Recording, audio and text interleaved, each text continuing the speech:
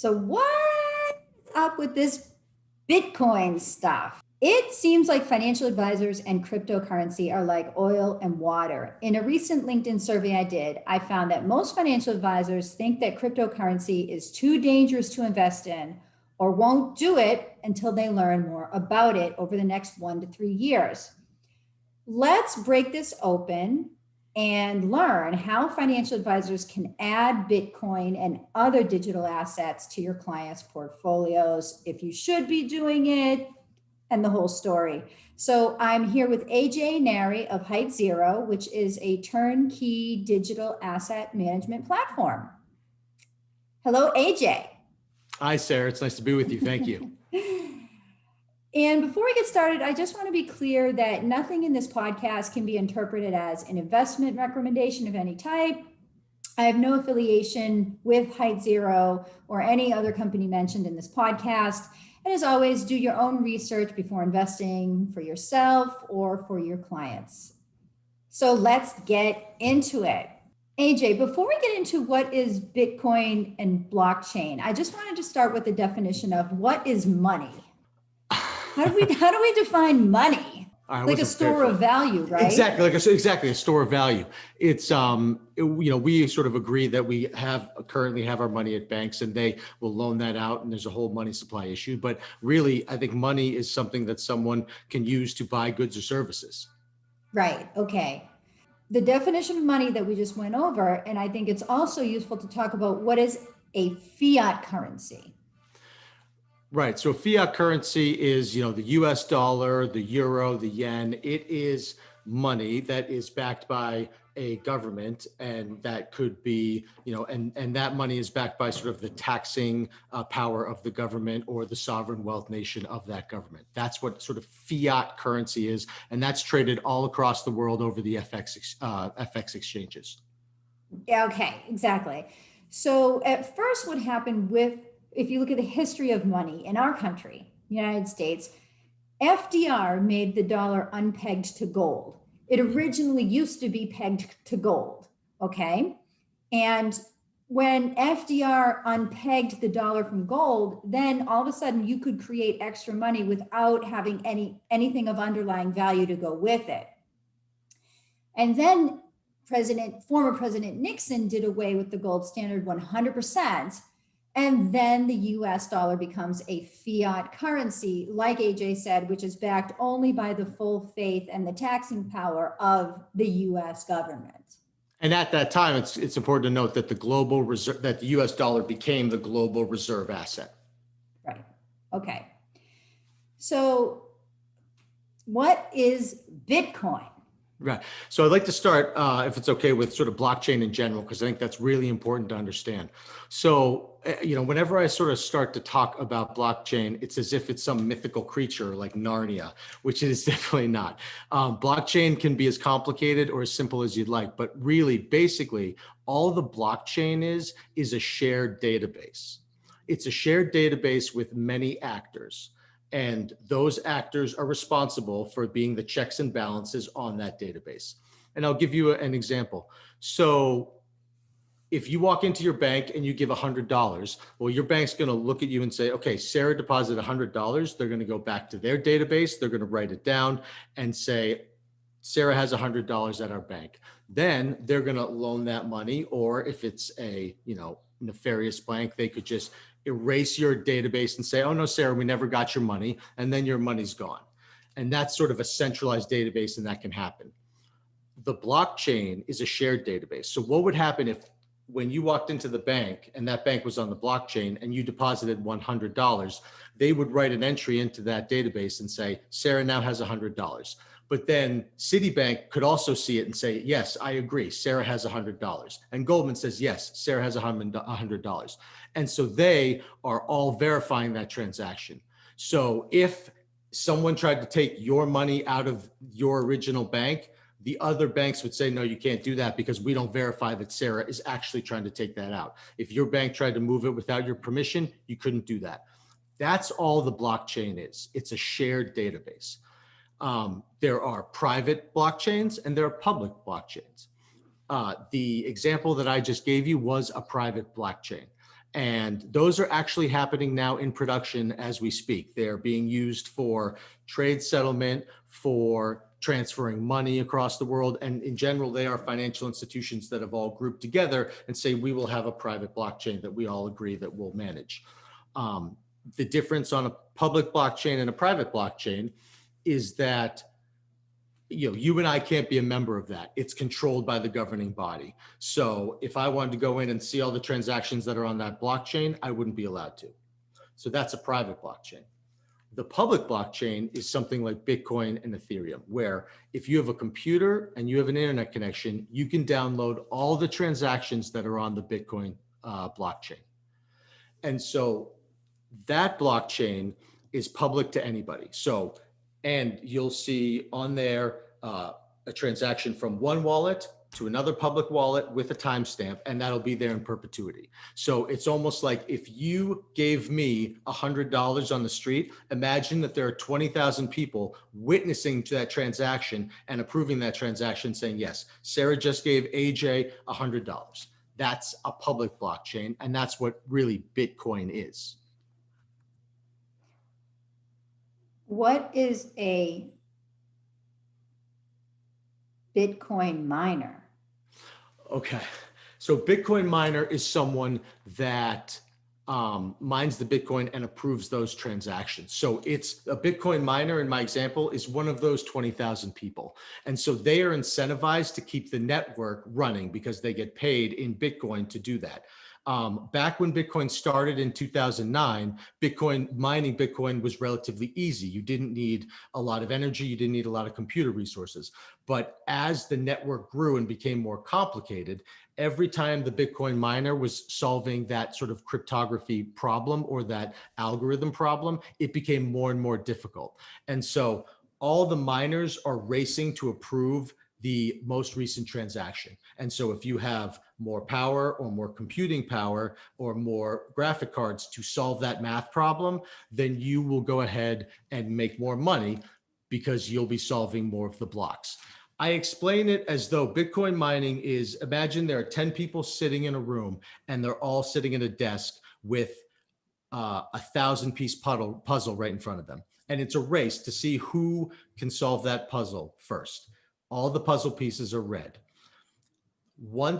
Eventually someone's going to solve that puzzle. And then once that puzzle is solved, everyone can stand up and look at the puzzle and say, oh yes, that's a square. So verifying the transaction is very easy. Everyone can agree it's a square, but actually solving the puzzle, doing that data mining, that crypto mining is extraordinarily difficult and expensive.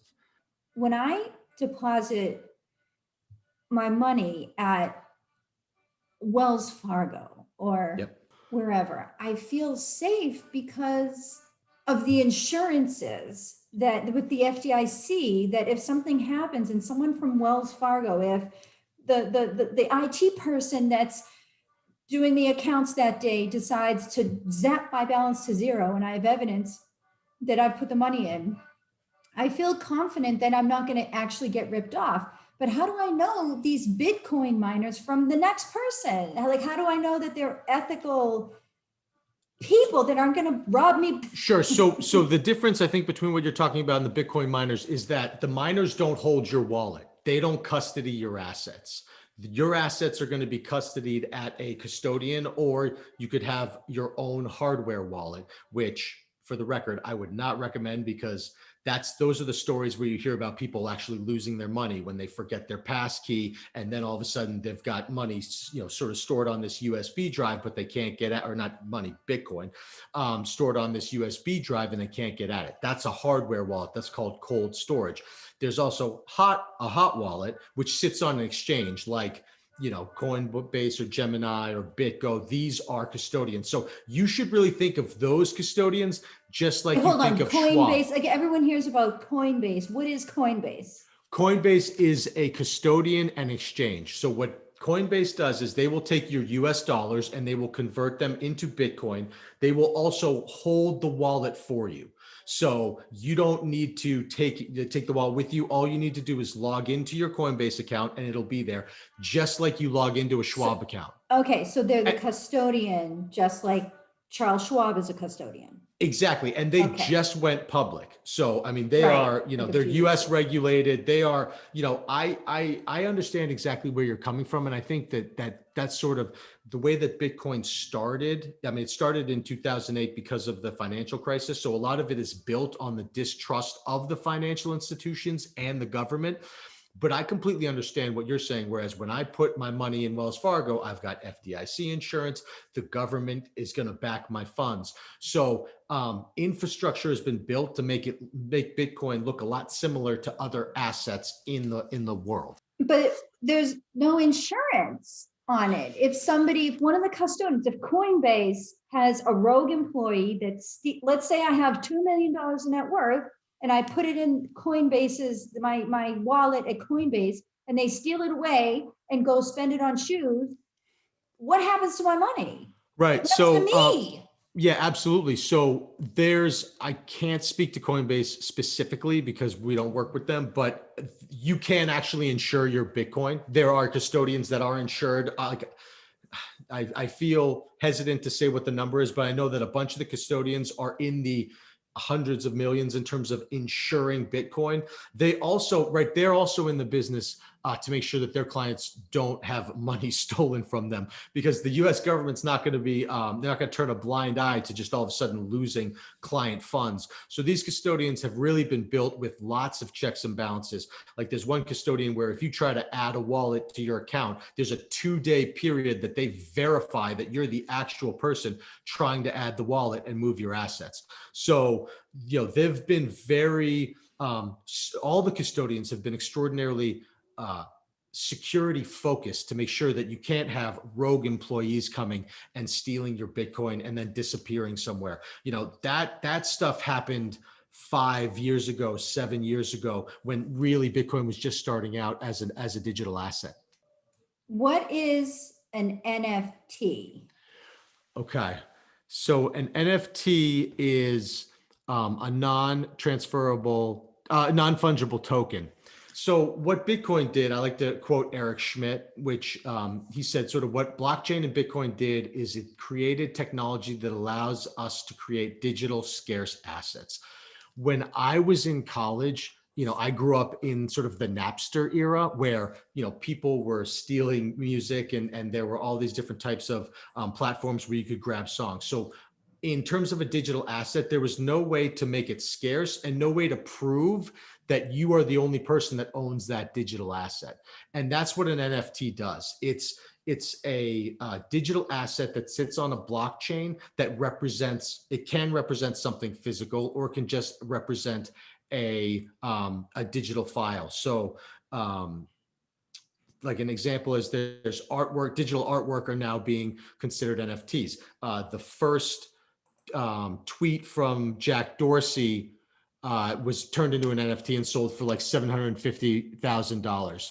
So NFTs are, and now the NBA and MLB are actually using, NBA has Top Shots, which are basically digital files that sit on a blockchain, and you can purchase packs and you actually own that, whether it's like a LeBron James dunk in the digital file or, a game-winning shot, you own that. You're the only one with that copy. It's a lot like a collectible, or a lot like, collecting sports cards back in the day.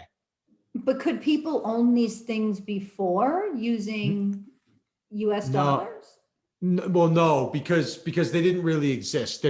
There had to be a blockchain that was willing to create a digital form of that physical asset, and those are just starting to come out. And like I said, the main NFT I think really caught, or NFTs became really popular when the NBA partnered and started to do, their version of the NFT. But we work with our outside counsel, and they say there are a lot of different companies that are now looking to do that.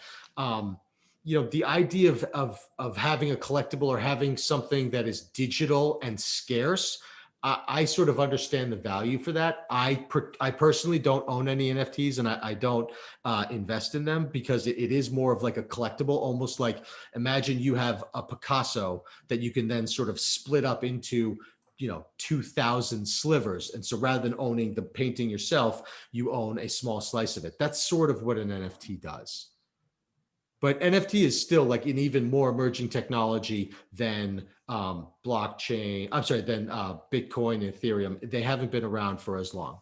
Like, I guess Facebook has its own. Dennis Rodman has Potcoin, Right. Ethereum, Ripple. There's, okay, not just Bitcoin, there's all types of cryptocurrencies. What is the case for investing in these assets? And again, everybody listening to this is not an investment recommendation of any sort. Do your own research. There's nothing in this podcast that is implying or stating that this is an investment that is relevant or specific to you.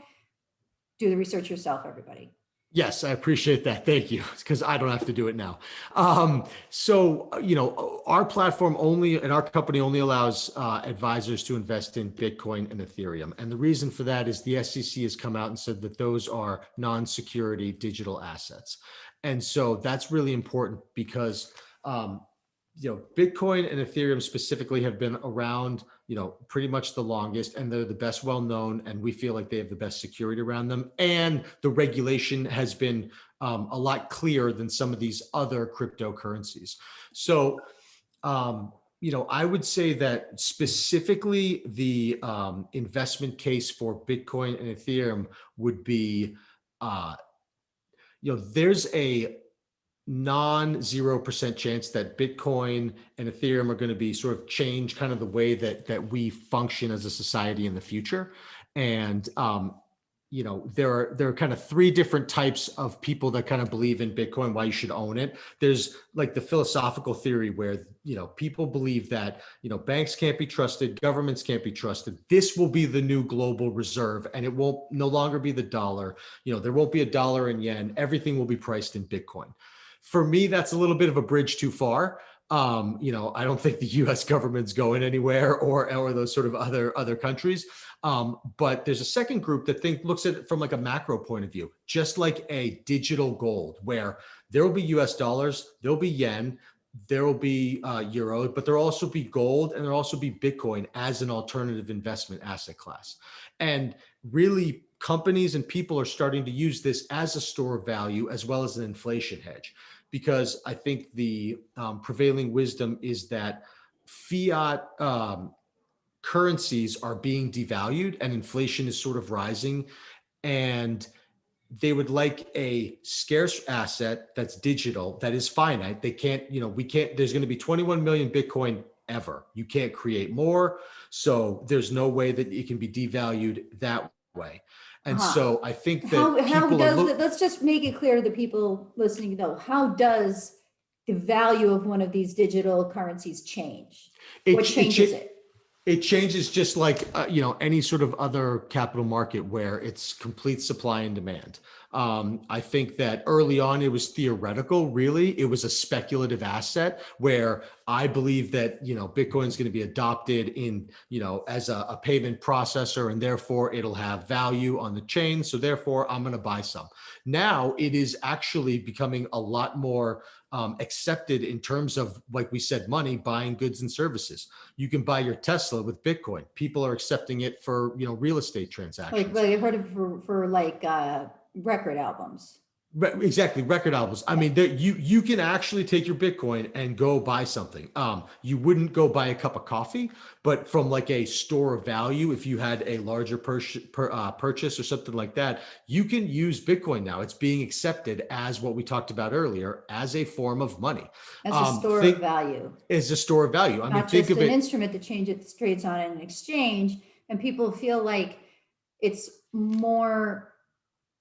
an inflation hedge because money can't be this kind of money can't be printed like the Federal Reserve, right? Precisely. It can't. Okay. It can't. I mean, it is absolutely a scarce and finite digital asset, and I think that a lot of people have an issue with that because they say, well, the U.S. dollar is backed by the taxing of the government, which I agree with. But then if gold is the perfect example of either you believe in Bitcoin and your portfolio is 60-40 equities, fixed income in US dollars, or you believe in gold, and then you should probably own a little Bitcoin, because the difference between the two, gold is a precious metal, a scarce resource that doesn't, you can't go to, an open house and say, I have a Brinks full of gold bars. I'd like to buy this home.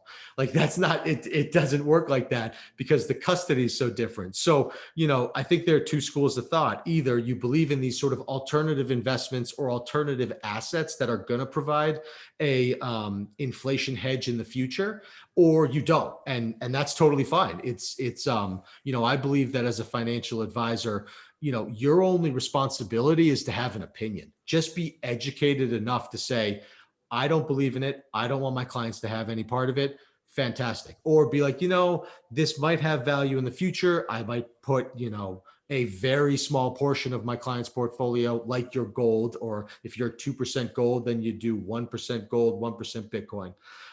And that's kind of where you can fall on the spectrum. Okay, but hold on a second. So you said the three reasons, just to review for everybody, are there is a theory that Bitcoin will become the universal currency of exchange across the world. Yeah. 2, it is becoming more rapidly adopted as a store of value and used in transactions, not just as an instrument that trades on an exchange. Correct. And its value is not determined by the government. Yep. Okay, so it functions independently of the US economy in a sense. And then what was the third reason? Sure, I didn't go to the third. The third is just from what I would say is like a micro level, which is a portfolio asset allocation standpoint. That's your advisor saying, I am going to treat this now like it is an alternative investment, like it's an asset. So I will have a small portion of my clients' portfolios allocated to this alternative investment. I always say that Bitcoin's a zero correlated asset. I was corrected yesterday by a potential client that says it's a 0.35 beta asset. So I think that just in overall portfolio theory, like if you're an advisor looking to invest in this, you should do your own back testing based on whatever model portfolios you run. Because if you look at the metrics of the volatility from an overall portfolio management point of view, adding a little bit of Bitcoin will help those metrics. And by the way, when you're doing this, don't cherry pick. I don't want people being like, oh, well, if I invested in Bitcoin when it was $1, I'd be worth $100 billion now. Like, don't do that. Use like an entry point where it would be reasonable. If it's 10,000 or even 20,000, you'll be able to back test your portfolio and take a look and see how that provides value to your clients, if it provides value to your clients. And so I think that's like the third reason that people would want to buy it, is really from that portfolio management, alternative investment point of view. My next question on the docket was going to be, what are the issues or obligations of someone that's investing in cryptocurrency on behalf of their clients, a financial advisor investing or adding digital currency to their client portfolios? We have, I say sort of 5 key points that you're going to want to take a look if you're interested in using this at your firm as the advisor or an independent RIA. You'd want to check your E&O insurance just to make sure you're covered on that, because that's a simple phone call. Some are, some aren't, and I think it's moving towards they are starting to be covered, but that's something you're going to want to check. The second one is education. You should know what you're selling and what you're investing your clients' assets in. Let me, AJ, that's a great point, and let me just pause there with that not just knowing it for the having a reasonable basis for investing in it, but you should also know it because you have to be able to educate your clients so that you're sure that you're informing them and that they grasp and understand correctly what it is that they are investing in through you, because you don't want to even unintentionally misrepresent what it is that they're going to be invested in. Absolutely. Education is really very important when you're looking to invest in digital assets. And the other thing, while we're on that topic, is, you mentioned investing in sort of other cryptocurrencies. There are a bunch out there. There's Ripple, Litecoin, Filecoin. Those are more I mean, it's not fair to say they're more sophisticated, but I think there's a lot of gray area in terms of regulations for those assets. The SEC just sued Ripple for being a security, an unregistered security that was being sold. So, I would say that from a fiduciary and education and regulatory standpoint, stick to the digital assets that the SEC has already sort of at least leaned towards and said that we're going to allow you to invest in this, or this is fine for your clients to invest in, because that's really important, because you don't want to necessarily be investing in digital assets that may go around be securities, and there's a whole nother group of issues that you'll run into from the fiduciary standpoint. Okay, so let's just to recap here. First one was check your E&O insurance. Second one, do the research and know what you're talking about. The third one, be careful because not all digital currencies are invested equally. Excuse me. Exactly. Okay. Are we moving on to number 4, or did I add something or delete something? Or? No, that's perfect. Number 4 is taxes. Please report your taxes. The IRS is now really looking at digital assets and how they're reported to the IRS. They're coming out with new rules. They're not very complicated. It's treated as though it's property. So, you just need to keep your cost basis, report them. You pay long-term if it's after 12 months, short-term if it's if you held it for less than 12 months. But just, taxes is an extraordinarily important piece of this. Okay, AJ, but if it's held at a custodian, shouldn't the custodian be tracking the cost basis, et cetera?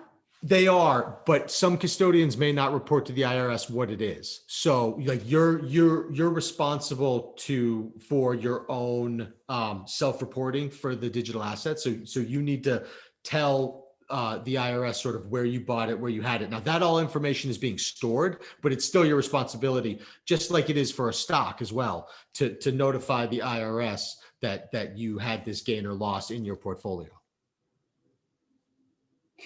I mean, if I have an account at TD Ameritrade, I get a statement, a 1099 with the income, right? And any capital gains or losses, I get that reported, I get that given to me. I get that sent to me in the mail. And then TD Ameritrade also sends it to the government.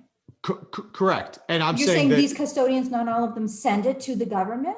No, they will. But what I'm saying is that some people weren't reporting Bitcoin and their other cryptocurrencies as taxable assets on their tax returns. Correct. Okay. And the IRS now has cracked down on that and said, this is how you should be looking at these. If you have gains in Bitcoin, you need to pay your taxes on them. And that was sort of a big sticking point because there was no, before it was deemed property, there were no clear rules on how you should be reporting them. And so that's sort of why we just say, know the tax rules and make sure that you're reporting your gains and losses. What a headache for accountants now. Yeah. My accountant is, I think most of the accountants are up to date with how this is, how these digital assets are taxed, and it's not that taxing because it is structured off of other security rules. So, I haven't heard yet. Yeah, but they have to really ask their clients, and also for any financial advisors that are helping the clients' accountants with taxes. You have to now ask your clients, do you hold digital currency? Absolutely. That's I just did mine, whatever, a month ago or 2 months ago. And on the questionnaire, there was a new one for this year that said, do you own digital assets? And I said, yes. And here's sort of the information on how I pay them. Okay. So 4th was taxes. Make sure that you correctly report these on your taxes. And then 5th was a Form ADV review, right? A lot on the Form ADV review, their digital assets are not necessarily one of the investable asset classes. So if you look at Form ADV Part 2, there's a big list that says, even if you're just an equity manager, you do equity, fixed income, derivatives, everything under the sun I can invest in. Well, on most of those ADVs, digital asset isn't on there. So you want to review that, have your compliance team review it and say, we just need to add this and we need to make it clear that it is possible now that our clients are investing in digital assets. And so that's, from the compliance side, it's really important to get the compliance team comfortable with, we will be investing in these, in our case, non-security digital assets. And you're disclosing to the client, much like you said earlier about the education piece, you're disclosing to the client what is sort of possibly in your portfolio. Now I have some questions from podcast listeners, Okay. AJ, and I'm just going to ask them one by one here. With China launching its digital currency, although it's still in its early stages of testing, I'm curious to hear, how do you see the future of cryptocurrency and digital currency in people's daily life? Well, I think we kind of already covered that. Yeah, we did. And the other thing is, certainly during the pandemic, I feel like people have a hard time wrapping their head around what a digital asset actually is. But, we talked earlier about the banking system. The bank doesn't hold all your money in the vault. When you log into your bank account and you see how much money is there, I mean, that's sort of a digital asset. You can't walk into your bank and say, I'd like all my cash now in ones. Like, that's not going to work. So, I mean, that really, everything that we do now, specifically with the pandemic, where we're paying for things on our phone and we're Venmoing, a lot of it is actually digital assets. And so that's why I feel like, when he's talking about the digital yuan or the digital dollar, I mean, that stuff almost already exists. It's just not called that right now. And by the way, I've just, everyone listening to this podcast, please forgive me, because I not only have a 6-year-old having her classes viola lesson in the other room, but I also have elevator construction going on, and my apartment is right next to the elevator. So it's beyond my control, everybody. One day we'll all look back and laugh at the pandemic, but okay, you may hear noises. See, do you hear that? It's like someone's hammering. Anyways, okay. Should Bitcoin as an asset allocation have the same rebalancing strategy, tolerance bands, or time interval as other holdings? Investors who hold cryptocurrencies seem to have difficulties selling to rebalance to the intended position, or do not have an investment philosophy at all.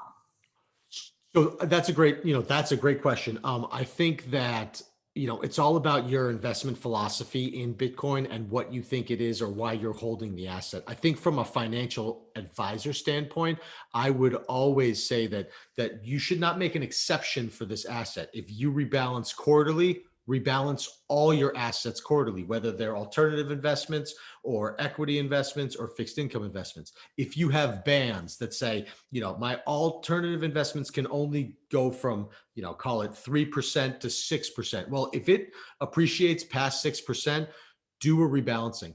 Don't change your investment philosophy or your investment thesis based on the asset class, for any asset class, and specifically Bitcoin, because if you look through, just the past few years, and you were doing a rebalancing every year or every quarter, I think that you'd be pleasantly surprised with, sort of the depreciation of Bitcoin, and then you'd be adding more of the position, and then it appreciated, and then you'd be selling. So I think you'd be pretty pleased with your investment thesis, investment philosophy on your overall portfolio. So I would say, don't treat it any differently. Just do it how you treat all your other assets.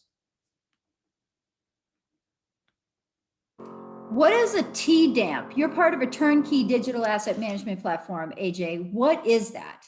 Sure. So a TDAMP, or Turnkey Digital Asset Management Platform, it's a platform that allows advisors to invest in digital assets. A turnkey asset management platform is basically a piece of technology that will allow you to have all your assets in one spot and sort of pick different advisors or different custodians for your clients and how you want to invest in it. This is very similar, where you have an account on the digital asset management platform. It allows you to do reporting. You can send data to your own proprietary portfolio management system or other management systems that you pay for or that you use to run your business.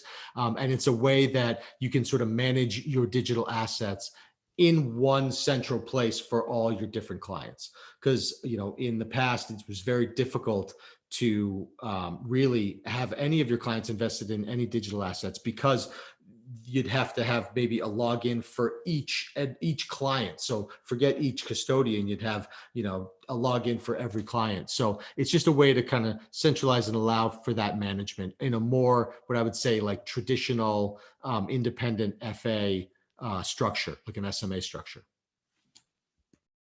So a TDAMP has to be approved by the financial advisor's company and their compliance before the advisor can use it. Absolutely. All, depending on who the advisor is, they'd have to say, this is what we're interested in investing in. Here's the due diligence, understand if it's suitable for their investors, and then they'd sort of you onboard as an RIA. AJ, how are financial advisors investing in digital currencies for their clients? What do you see based on your experience? So there's not a ton out there right now. Certainly there's the GBTC, which is the Bitcoin trusts, the Grayscale Trust. They've gathered a lot of assets. I think it's over 30 billion now.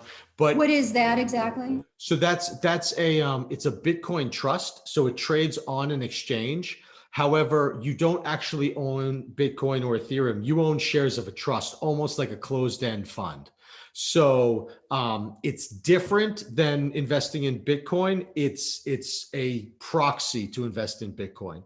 Other people are investing in companies that invest in blockchain technology. I have a little list of companies that now have Bitcoin on their balance sheet, and it's, Square, Tesla, MicroStrategies, Mass Mutual, BlackRock. So they're looking for companies that have that Bitcoin exposure. And then rather than get the actual Bitcoin exposure, they're buying the sort of companies that are buying it and putting it on their balance sheet. That's from I would say from an asset management point of view, that's probably not the best strategy, because you're not actually owning the physical asset.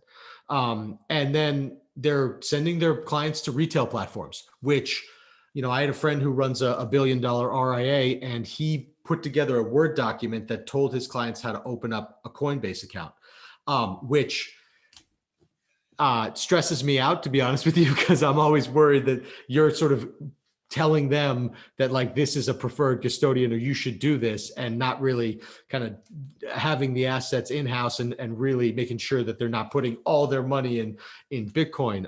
But that's the other thing. They're just turning their retail clients away, or their clients to sort of retail platforms to invest. And that's really what's out there, from a advisor standpoint for now. Right. And like I said, I did this survey a few weeks ago, and it was like there were so many people. The majority of people said, I'm never touching this, or I might do it over the next 1 to 3 years. Yeah, I saw that. That was very interesting, because there have been a few other, like Fidelity did a big survey, and then Grayscale did a big survey on how they thought advisors were looking at it. I certainly understand that. I think that one thing we've found is our potential clients really like the idea too that Bitcoin speaks to the younger generation. For years we've had a problem of the transition of wealth. There's I think it's $69 trillion of wealth that's going to be passed from the baby boomers to the Gen X, Y, Z, and so they've found that when they're talking about sort of that transition, having a knowledge of Bitcoin or having investing in a little bit in it, it's a conversation starter, where sometimes that's a difficult conversation to have. And a lot of times, once the sort of primary family, transfers those assets to the younger generation, those assets tend to leave the financial advisor. So we've found that sort of has been a very interesting, almost like a sales point, where they're talking to the people that are going to be inheriting the assets. What are the funniest questions people have asked you about digital currency? So anytime Elon Musk opens his mouth, also amuses me and makes me very nervous, because I don't know what's coming in terms of how he's touting crypto or what he's going to be talking about next. So that's, I always get questions sort of like, well, he said this, and I'm like, I don't know what to tell you. I don't know him personally. I can't call him up. So. Okay, good. So listen, I think we're going to wrap here. Certainly we've covered a lot of ground here, AJ, and thank you very much. If somebody wants to get in touch with you with follow-up questions, AJ, how can they do it? Sure. They could just email me, at aj@heightzero.co. And, any other questions, we'd be more than happy to speak to you about that. A lot of the time that we spend is educating people in the space because, at least we feel because we're believers in crypto, in digital assets, we feel like the more education, the more people understand it, we think there'll be more adoption and that's good for everybody because we think it really does add a value. Okay, great. So listen, folks, please subscribe, rate, and review this show, and I will see you in the next one. Hey, so thanks for listening to this podcast. And I just wanted to give you a few quick disclaimers here. The first thing is that nothing in this podcast can be interpreted as investment advice of any sort. Please do your own research before making any kind of investment decision for yourself or anybody else. Second thing is I have no affiliation financially with any of the companies mentioned in this podcast and or blog. And the third thing is nothing in this content, this podcast or this blog can be interpreted as compliance or legal advice. For legal and compliance matters related to investing for yourself or anyone else, please consult your legal or compliance teams. Thanks, and I'll see you in the next one.